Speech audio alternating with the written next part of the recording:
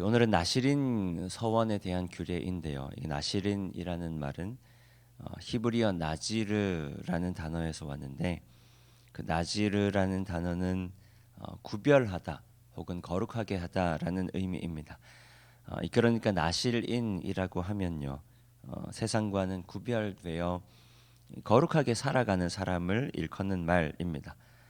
우리가 지금은 비록 땅을 버타며 살아간다고 할지라도 그 영혼이 하늘에 속한 자임을 기억하며 세상 가운데 살아가고는 있지만 세상 속에서 거룩하게 구별되어야 하는 사람, 세상을 따라 살아가는 것이 아니라 세상 속에서 하나님 말씀대로 살아가는 사람을 의미하는 겁니다. 그런 면에서 오늘날에는 나시린이라는 표현을 사용하지 않지만 그런 면에서 그리스도인으로 살아가는 우리가 바로 현대판 나시린이라고 할 수 있겠습니다. 그런데 나시린으로 서원하는 사람, 그러니까 내가 이제는 하나님의 사람으로 살겠습니다라고 다짐하고 결단하는 사람들, 그러니까 그리스도인들이라고도 할 수 있겠죠. 그런 사람들에게 요구되는 그 세 가지가 있습니다. 첫 번째는 포도나무 소산을 먹을 수가 없다라는 겁니다. 오늘 본문 3절과 4절 말씀 우리 한 목소리로 함께 읽겠습니다. 포도주와 독주를 멀리하며 포도주로 된 초나 독주로 된 초를 마시지 말며 포도즙도 마시지 말며 생포도나 건포도도 먹지 말지니 자기 몸을 구별하는 모든 날 동안에는 포도나무 소사는 포도주와 독주를 멀리하고 그리고 포도나무 소산을 먹지 말라라는 겁니다. 포도주는 포도를 발효시켜서 만든 술이고요. 그리고 독주는 포도 이외의 곡식을 발효시켜서 만든 술입니다. 포도주와 독주는 우리가 흔히 생각할 때는 그리스도인들이라면 당연히 마시지 않아야 하는 것 아닌가라고 생각하실 수도 있지만 그 당시의 포도주와 독주는 이스라엘 백성들이 굉장히 흔히 즐겼던 음식 중에 하나이기도 하고요. 그리고 이스라엘 백성들이 애굽에서 종살이하는 동안 또 광야에서 힘든 시간들을 지나오는 동안 그들의 삶의 고통을 덜어준 굉장히 일상적인 음식이기도 합니다. 특히나 포도는 이스라엘 백성들에게는 굉장히 일상적이고도 당연한 과일 중에 하나인데 그것을 멀리하라라는 겁니다. 그러니까 다시 말씀드리면 굉장히 일상적으로 지금까지 당연하게 즐겨왔던 이스라엘 백성들의 일상적인 음식 포도를 혹은 포도주와 독주를 멀리하라는 거죠. 이게 무슨 말이냐면 절제를 배워야 한다라는 말입니다.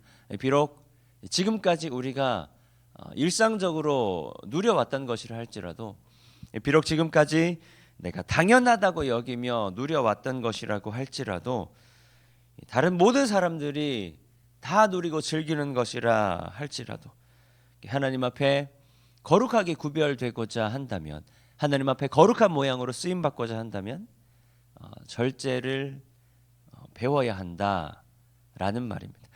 그리고 두 번째는 삭도를 머리에 대어서는 안 됩니다. 우리 5절 말씀 한 목소리로 함께 읽겠습니다.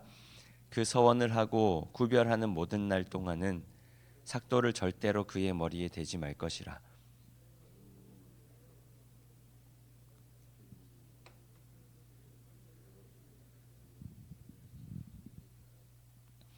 네, 당시에 머리를 짧게 자르는 건요, 그 미용을 목적으로 한 것이기도 하고, 그리고 그 당시의 시대적인 배경들을 보자면 노예를 상징하는 것이기도 합니다.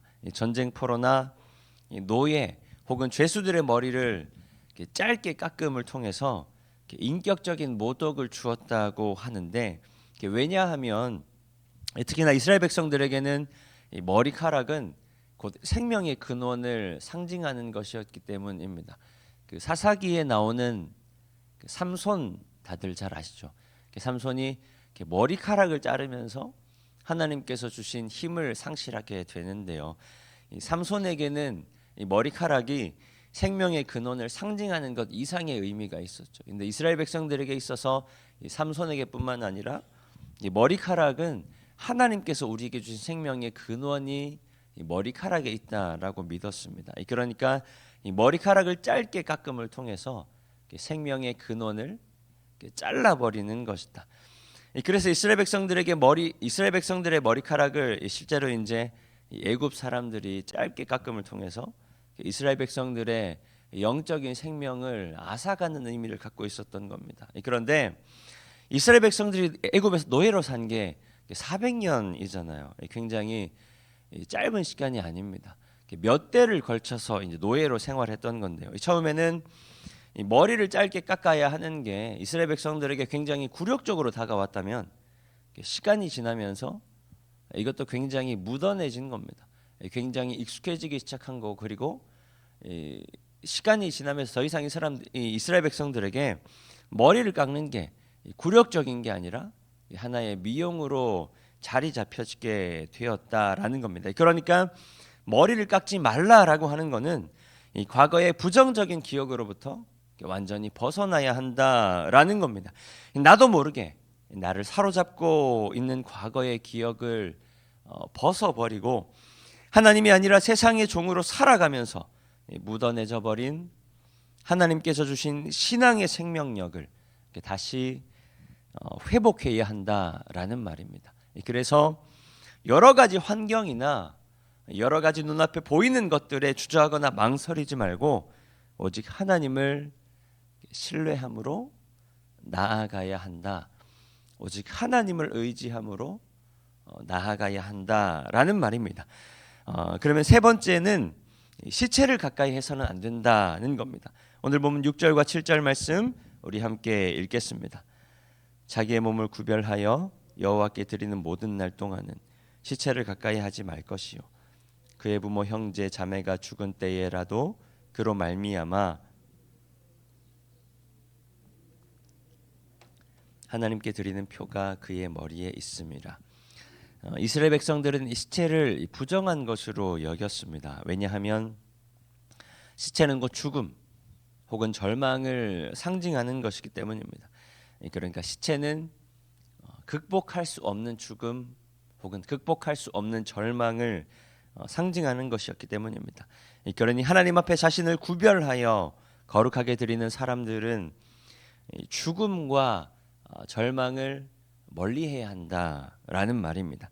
심지어 가족들의 죽음이라고 하더라도 멀리하라. 왜냐하면 그들이 곧 이스라엘의 영적 지도자 역할을 감당해야 했기 때문입니다. 이 나실인이 이스라엘의 영적 지도자 역할을 감당해야 했기 때문입니다.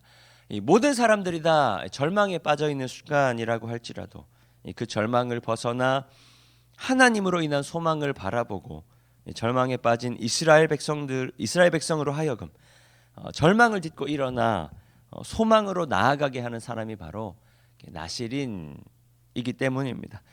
그러니까 곧 나실인은 절망에 빠진 이 시대를 소망으로 이끌어가는 사람입니다.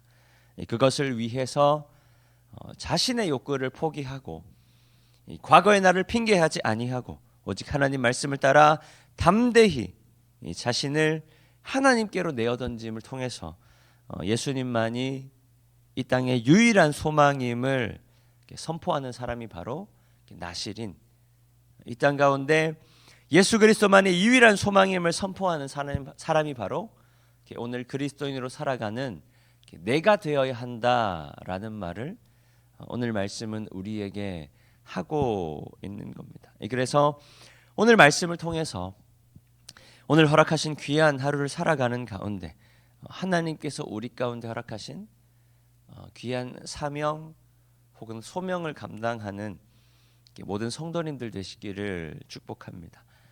누구도 소망을 이야기하지 않고 절망밖에 없는 것 같은 이 시대를 살아가는 가운데 오직 예수 그리스도로 말미암아 세상의 그 어떠한 것들이 아니라 오직 예수 그리스도로 말미암아 이 땅의 소망을 발견할 수 있는 사람, 이 땅의 소망을 이야기할 수 있는 사람, 이 땅의 소망을 품고 선포할 수 있는 사람, 그렇게 이 땅 가운데 예수 그리스도로 말미암은 소망을 선포하기 위해서 나의 욕구, 나의 욕심은 과감하게 포기할 줄 아는 사람, 나의 어떤 경험이나 나의 어떤 가치관이나 나의 어떤 기준들을 과감하게 내려놓고 그것들을 핑계하지 아니하고 오직 하나님 말씀을 따라 이 땅 가운데 예수 그리스도로 인한 소망을 온전하게 선포할 수 있는 그런 성도님들 되시기를 주님의 이름으로 축원합니다. 이 시간 주신 말씀 붙들고 함께 기도하겠습니다.